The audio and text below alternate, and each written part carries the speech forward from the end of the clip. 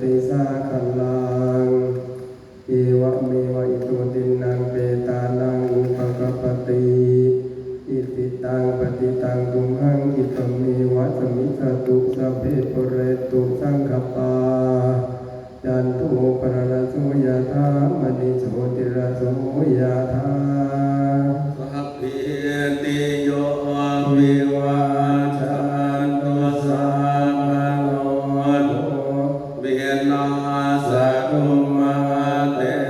ภวัตวันตรายโยสุขีทีขายุโกภวะอภิวันธนาสิสันนิจังโหตาปัจจายโนจัตตารโอวันตันติอายุวันโน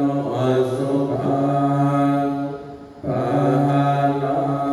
งกาจิเมอาคาจิเมยะติเมตตาสัทธาจะเม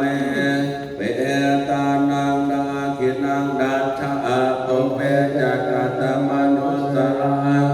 นาหิตุนังวาโสโกวายาวัญญาปริเดชปนานาตังเปตานามัฏฐายาเอวังนิทันติยาตโยอายัญจะโคนาคิดานินนาสังฆังเขโสปฏิทิตานิคารตังวิทายาตาทานาโสปะกปติโสยาเดตัมโมจายังวินาสิโตเอตานะโกจัตตะคตาอุลาลาบาลัญจะภิกขุนามานุปนินังตุมเหหิปุญญังปัสสุตังอัตตาภะกันเต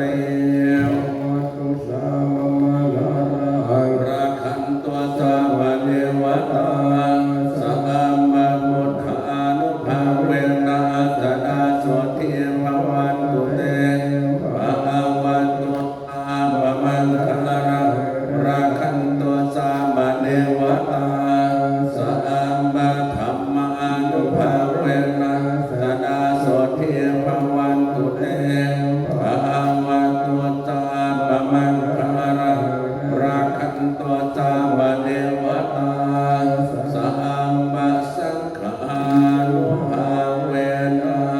สดาโสทิภวันตุเต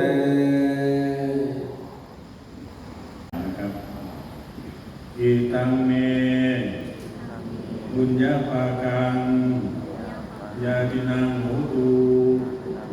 โสกิตาโหตุยาตโยทุกขาอมุญจันตุขอส่วนบุญที่ทำในวันนี้จงเป็นที่ประจักษ์แจ้งทุกแห่งหนจงสำเร็จแก่ญาติมิตรสนิทชน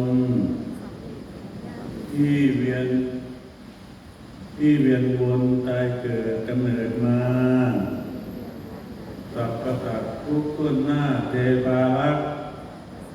จงประจักษ์ในกุศลผลนี้หนาพ้นจากทุกข์ประสบสุขทุกเวลาสมดังค่าอุทิศให้ด้วยใจเถิดสาธุสาธุสาธุสัมมาสัมพุทโธภะคะวาพุทธังภะคะวันตังอภิวาเทมิสวากขาโตภะคะวะตาธัมโมธัมมังนามัสสามิสุปฏิปันโนภะคะ